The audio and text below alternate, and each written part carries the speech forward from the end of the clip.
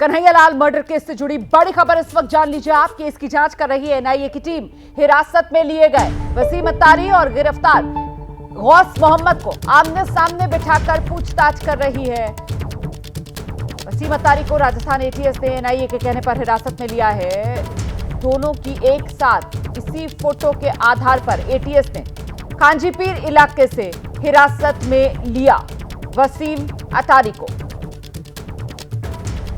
तो गौस के कई व्हाट्सएप ग्रुप में था अत्तारी। इस वक्त की बड़ी खबर, वसीम अत्तारी और गिरफ्तार गौस मोहम्मद को आमने सामने बिठाकर पूछताछ की जा रही है। वसीम अत्तारी को राजस्थान एटीएस ने एनआईए के कहने पर हिरासत में लिया था। और जानकारी के लिए सीधे आपको लेकर चलते हैं। मेरे साथ मेरे सहयोगी मनोज वर्मा इस वक्त मौजूद हैं। जरा जानते हैं मनोज वर्मा से कि वसीम अत्तारी इस पूरे मामले में अब ये जो किरदार सामने आया है, जिसको आमने सामने बिठाकर पूछताछ की जा रही है मोहम्मद गौस के साथ, इसके बारे में क्या डिटेल्स मिल रही है मनोज?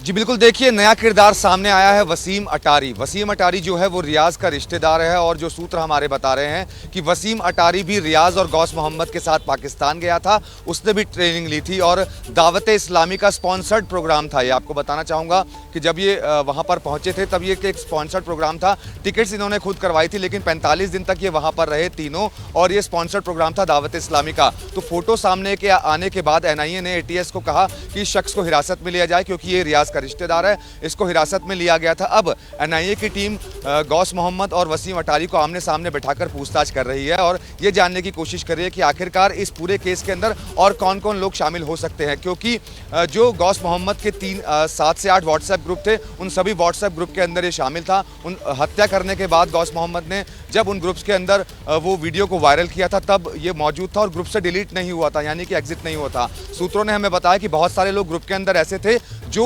वीडियो डलने के बाद ग्रुप से एग्जिट हो गए थे, निकल गए थे, लेकिन वसीम अत्तारी ग्रुप से एग्जिट नहीं हुआ था। इसके अलावा और भी लोग ऐसे थे जिन्होंने अप्रिशिएट किया था इनके इस काम को, तो उन लोगों की भी तलाश की जा रही है। कांजीपीर इलाके में लगातार छापेमारी चल रही है और आने वाले समय में इस मामले के अंदर और भी गिरफ्तारियां हो सकती हैं। बिल्कुल मनोज, जिस तरीके से ये वसीम अत्तारी, इसके बारे में जानकारी सामने निकल कर आ रही है कि ये भी इन लोगों के साथ पाकिस्तान गया था, तो कुल मिलाकर अब जबकि जांच एजेंसियां वसीम अत्तारी तक पहुंच चुकी है, आमने सामने बिठाकर इनसे पूछताछ की जा रही है, तो वो जो पाकिस्तान में बैठे हुए आका है उन तक पहुंचने में, वहां तक कड़ियां जोड़ने में भी महत्वपूर्ण साबित हो सकती है पूछताछ।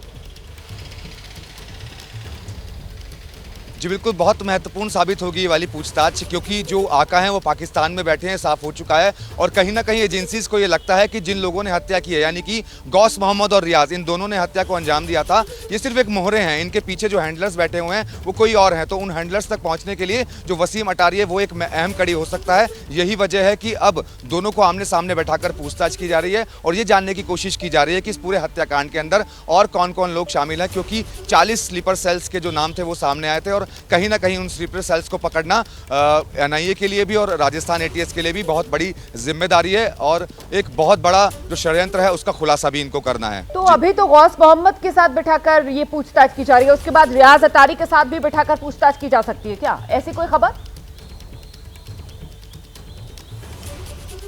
जी बिल्कुल, देखिए ये बिल्कुल प्रोसेस है कि पहले गौस मोहम्मद के साथ वसीम अत्तारी को बैठाकर पूछताछ की जाएगी और उसके बाद फिर रियाज के साथ बैठाकर पूछताछ की जाएगी और फिर दोनों के बयानों को आपस में मिलाया जाएगा कि कितना सही कह रहे हैं और कितना झूठ कह रहे हैं। क्योंकि रियाज वसीम अत्तारी का रिश्तेदार है और रियाज ने ही वसीम अत्तारी को गौस मोहम्मद से मिलवाया था। और गौस मोहम्मद के बारे में एक जानकारी और मिली है कि गौस मोहम्मद किसी भी जब नए शख्स से मिलता था तो उसे अपने व्हाट्सएप ग्रुप के अंदर जोड़ देता था और फिर उसको रिडिकलाइज करने की कोशिश की जाती थी। तो लेकिन इसके पीछे जो कोई काम करवा रहा था गौस मोहम्मद से वो कोई और था और जो आका है वो पाकिस्तान में बैठा है। तो कहीं ना कहीं अब एनआईए की जो टीम है वो इस पूरे हत्याकांड की कड़ियों को जोड़ने में लगी हुई है। एनआईए ने साफ तौर पर ये कहा है, जो सूत्र हमारे बता रहे हैं, कि इस कांड के पीछे अभी और लोगों की गिरफ्तारी होना बाकी है। लगातार छापेमारी कांजीपीर इलाके में चल रही है। कल देर रात भी छापेमारी की गई है और कुछ लोगों को हिरासत में लिया गया है। तो सभी से पूछताछ लगातार एक के बाद एक हो रही है।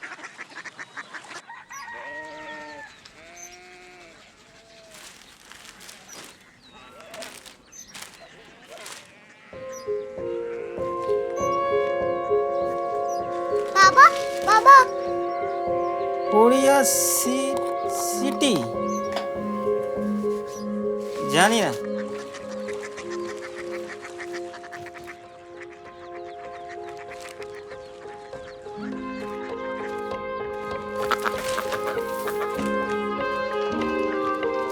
Korea city.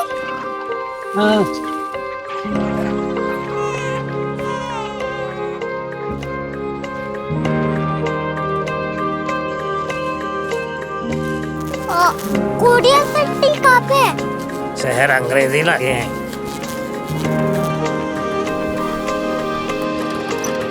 Korea city.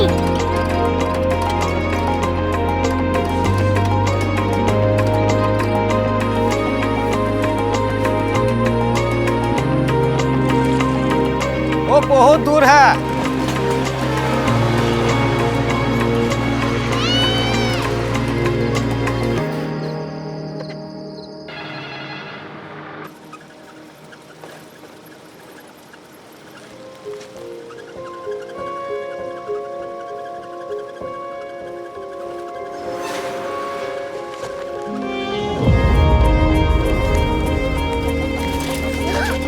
Korea city.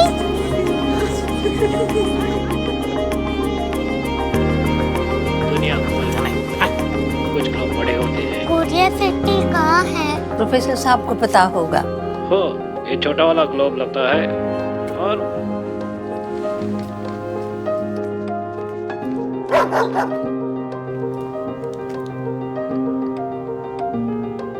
पता नहीं, मेरी बेटी से जाके मिल लो, शायद उसे मालूम हो।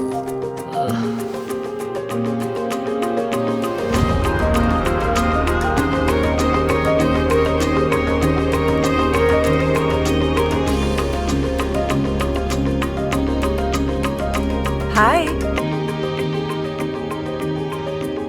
बाबा ने भेजा है। Come here.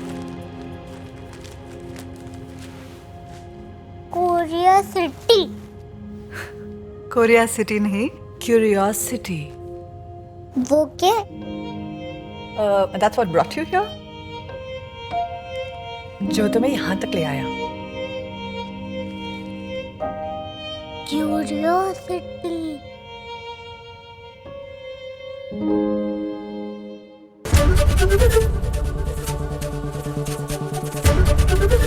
एबीपी न्यूज आपको रखे आगे।